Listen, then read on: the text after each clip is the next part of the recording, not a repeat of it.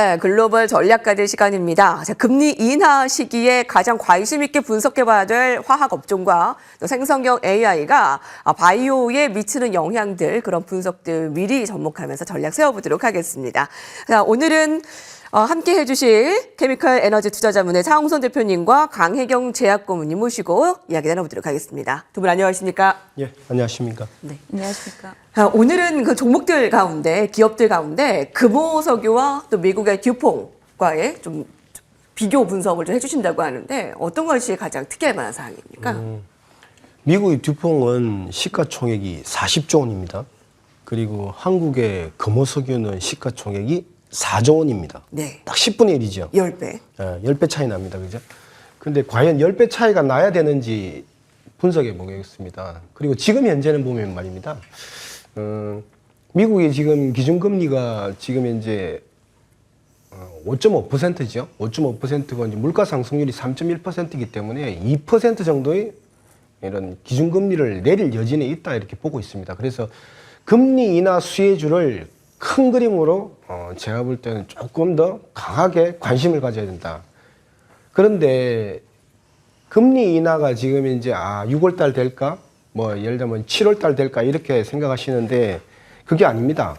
시장에서는 이미 금리 인하가 시작되고 있습니다. 예를 들면 제가 이제 여러 가지 하면서 이제 건설 쪽도 잘 보고 있는데 예를 들면은 뭐 롯데케미칼이 보유하고 있는 롯데건설 같은 경우는 요번에 같은 경우는 2조 8천억 정도 펀드를 조성했습니다. 원래 보면은 한 1조 3천억 펀드에서 2조 8천억 정도 펀드를 조성했는데,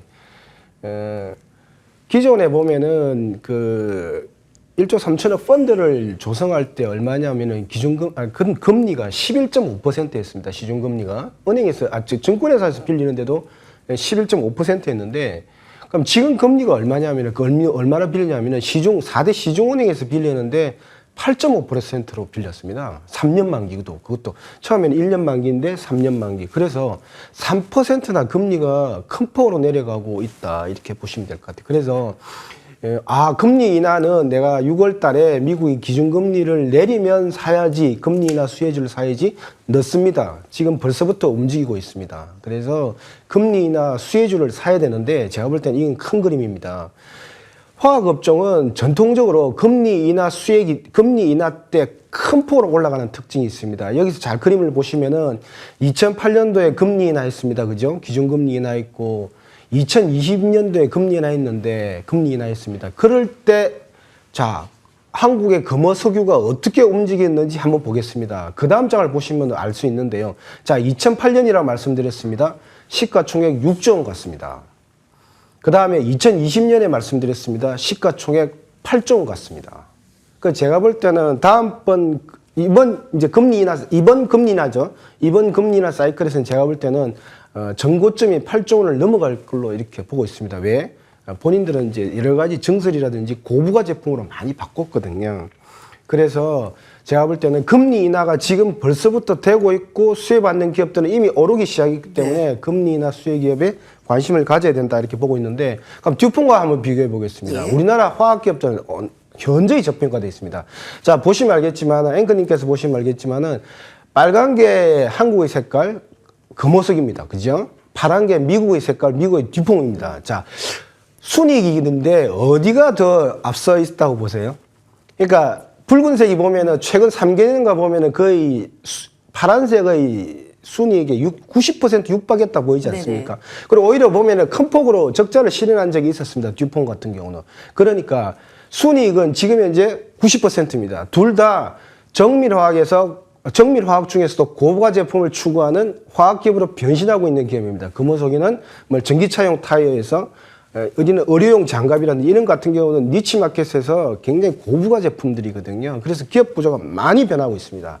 그래서 순이익이 90%면 시가총액도 90%까지 가야 되는 겁니다. 그런데 다음 장 보시면은 금호석유 같은 경우는 그 붉은색이 고부가 비중을 나타내고 있는 거거든요. 우리나라 화학기업들은 중국에 대항하기 위해서 고부가로 다 바꾸고 있습니다. 거의 다. 그래서 보면은 지금 현재 50%까지 육박할 정도로 엔비다텍스 쪽에서 고부가 제품을 바꾸고 있다가 나오지 않습니까? 정밀학 같은 경우도 미국처럼 거의 유사한 구조다 보시면 됩니다. 정밀학에서도 더 고부가를 추구한다. 그래서 특수고무라든지 전기차용 타이라든지 이런 의료형이라든지 이런 쪽 같은 경우는 탑 수준이다 이렇게 보시면 될 것 같습니다. 그런데 재밌는 그림은 그런데 매출액 당기 순이익에서는 90%, 매출액 같은 경우는 40%입니다. 근데 이 마지막 그림을 하나 보시면은 금호석유의 시가총액은 그럼 과연 얼마냐? 서두에서 말씀드렸죠. 듀퐁 같은 경우는 40조 원이고 그 다음에 금호석유는 4조 원입니다.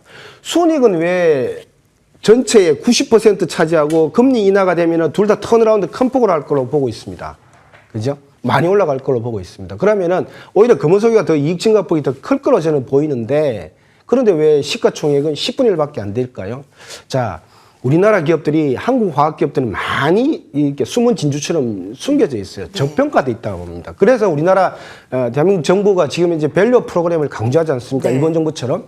그래서 제가 볼 때는 시가총액이 예를 들면 30%만 가도 제가 볼 때는 예를 들면 10조 원 수준 이렇게 볼 수 있기 때문에 40조 대 10조 원 해도 이렇게 제가 볼 때는 우리나라 기업들이 훨씬 현저히 저평가되어 있다 이렇게 보고 있습니다. 그래서 금리 인하 수혜 기업을 사야 된다.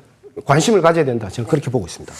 금리 인하 소해주를 봐야 된다. 근데 금리 인하가 시작될 때 살 때는 이미 늦는다라는 말씀이시고요. 금리 인하의 움직임 이미 보여줌으로써 이제 금리 인하 소해주를 늦게 보는 것보다 이제 지금 봐야 되는데 이제 금호석유, 듀퐁 이런 시총의 차이가 날 상황이냐라는 거죠. 맞습니다. 예, 저평가, 숨은 진주 좀 눈에 좀 접목시켜서 보시기 바랍니다.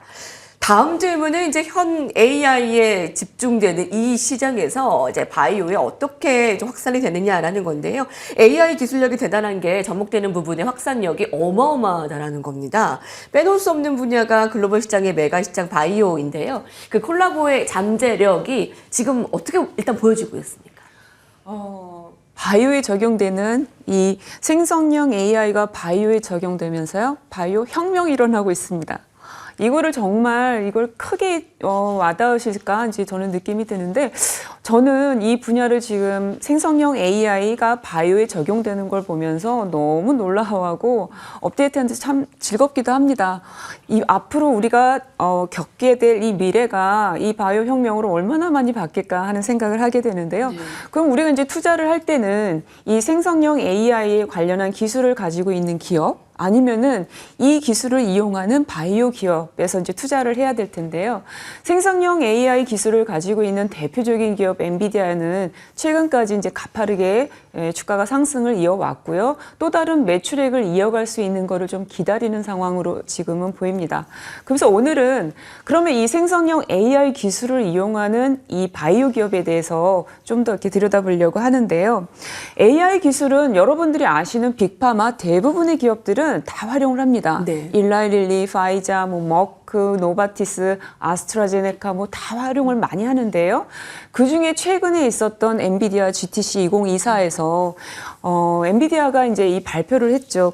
그러면서 여기에서 바이오 기업이 적극적으로 활용하겠다라고 해서 나온 기업들이 있는데요. 존슨앤존슨, 로슈, GE 헬스케어, 암젠 이런 기업들입니다. 그래서 특히 오늘은 존슨앤존슨에 대해서 좀 말씀을 드리려고 하는데요. 존슨앤존슨은 작년에도 이제 캔뷰가 분사할 때 좀 언급을 드렸지만 약을 만드는 의학 사업부가 있고요. 그리고 의료기기 메드테크 부분이 있습니다. 그리고 이제 일반 소비자를 대상으로 했던 이 사업부가 캔뷰로 해서 그 상장을 작년에 했죠. 그래서 지금은 이 의약을 만드는 부분 그리고 의료 기술이 그 기기가 있는 메드테크 이 부분을 이제 보시면 되는데요. 여기에서 의료 기기 부분이 이 엔비디아의 AI 기술을 활용하기로 했습니다. 그래서 이런 수술 부분에 대해서 적극적으로 좀 활용을 할 것으로 보이고요. 밸류에이션을 보게 되면은 지금 현재 존슨앤존슨은 PER이 약 한 28배입니다. 최근에 이 당뇨 비반으로 해서 급격하게 올라온 일라이릴리가 한 130배 정도인데요. 빅파마를 기준으로 보게 되면은 한 중간 수준의 밸류에이션이다. 이렇게 볼 수가 있습니다. 그리고 2024년도에 회사가 이 매출액 가이던스를 준 거에 있어서는 올해 약 한 5에서 6% 정도 매출액이 성장할 것으로 지금 보여지는 기업입니다. 그래서 지금 그러면은 이 존슨앤존슨 이 앞에도 그림이 있는데요. 크게 앵커님도 보시면 이제 세 파트가 있습니다.